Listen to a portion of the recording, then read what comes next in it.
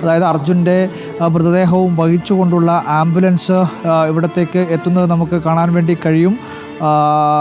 പൂർണ്ണമായി മന്ത്രി ഉൾപ്പെടെയുള്ളവർ ഇവിടുന്ന് മൃതദേഹം ഏറ്റുവാങ്ങുകയും ചെയ്യും. ഈ മൃതദേഹം ഇപ്പോൾ ഇവിടത്തേക്ക് എത്തിയിരിക്കുകയാണ്.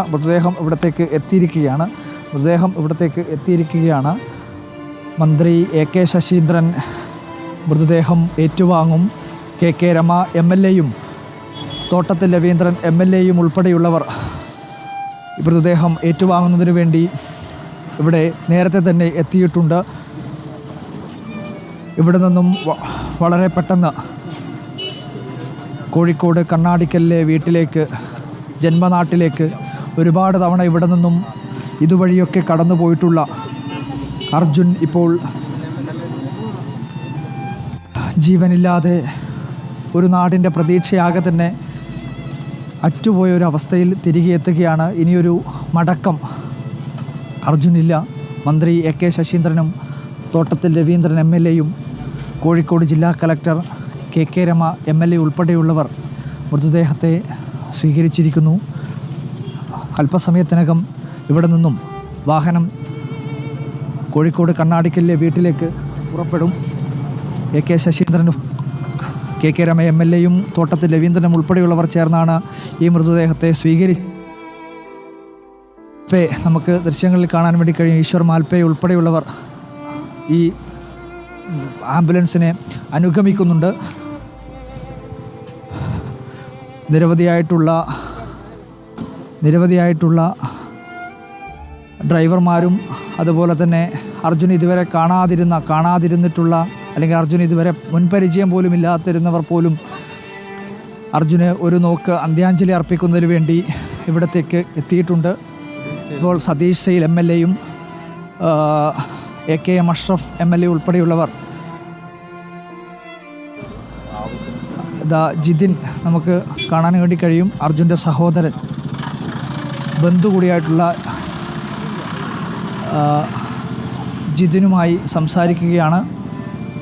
ഈ വാഹനത്തിന് തൊട്ടു പിന്നാലെ തന്നെ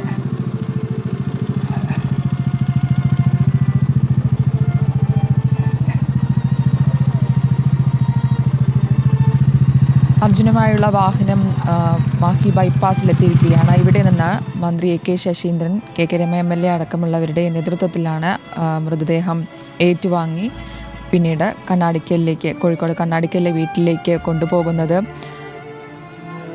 ആംബുലൻസിൽ ഈശ്വർ മാൽപ്പേയും അർജുൻ്റെ മൃതദേഹം വഹിച്ചുകൊണ്ടുള്ള യാത്രയിൽ ഈശ്വർ മാൽപ്പേയും ഒപ്പം കൂടി ഉണ്ട്. ഉടുപ്പിയിൽ നിന്നായിരുന്നു അദ്ദേഹം ഈ അനുഗമിക്കാൻ തുടങ്ങിയത്, വാഹനത്തിനൊപ്പം ചേർന്നത്. നമ്മൾ കണ്ടതാണ് അദ്ദേഹം അടക്കമുള്ള ആളുകൾ അർജുനെ കണ്ടെത്താനുള്ള തിരച്ചിലിൽ എത്രത്തോളം വലിയ പങ്ക് വഹിച്ചിട്ടുണ്ട് എന്നുള്ളത്. അങ്ങനെ ഓരോ മനുഷ്യർക്കും എത്ര പെട്ടെന്നാണ് ഒരു മനുഷ്യൻ ഇങ്ങനെ പ്രിയപ്പെട്ടവനായി മാറിയത്, തങ്ങളുടെ ഏറ്റവും പ്രിയപ്പെട്ട ഒരാളെപ്പോലെയായി മാറിയത് എന്നുള്ളതാണ്. 72 ദിവസങ്ങൾക്ക് മുൻപ് വരെ നമുക്കൊന്നും ഒരു തരത്തിലും പരിചയമില്ലാതിരുന്ന മനുഷ്യൻ നമ്മുടെയൊക്കെ ഏറ്റവും പ്രിയപ്പെട്ട ഒരാളായി മാറി അർജുൻ എന്നുള്ളതാണ്. അത് നമ്മൾ അല്പസമയം മുൻപ് കണ്ണാടിക്കലെ വീട്ടിൽ നിന്ന് കണ്ടതാണ്. അവർക്ക് പരിചയമില്ലാത്ത ആളുകളാണ് അവിടെ ഉണ്ടായിരുന്നത്.